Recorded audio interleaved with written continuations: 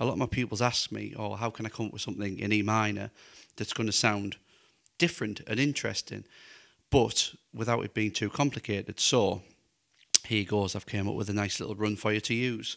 What I've done is I've used the E natural minor scale, which is E, F sharp, G, A, B, C, D, and then back to E again.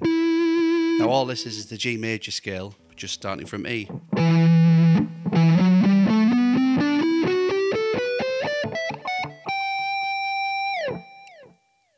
So that's just a standard one. It's got a few more notes in than obviously the pentatonic, so it's a little bit more useful that way.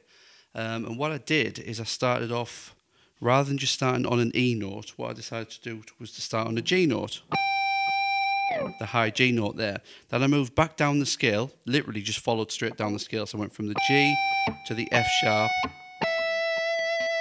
to the E, which I thought that sounds quite nice.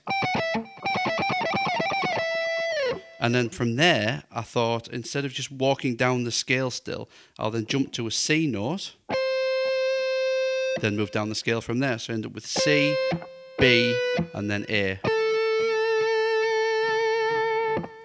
So that gives me G, F sharp, E, C, B, A. Now fingering wise, it's exactly the same. You've got the little finger, third finger, first finger, little finger, third finger, first finger. So that's quite a nice little pattern.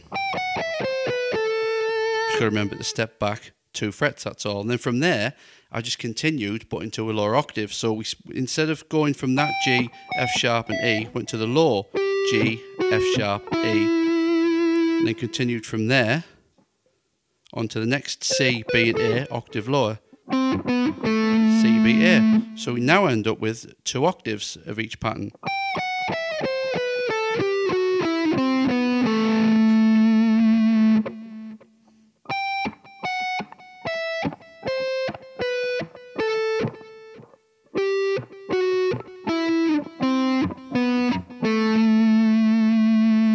And then I just continued. I wanted to end on E, so I then moved down and did the G, F sharp, and E, just to finish it from there.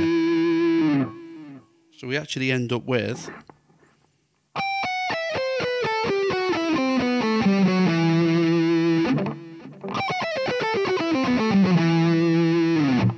which I think sounds like a really nice, interesting lick.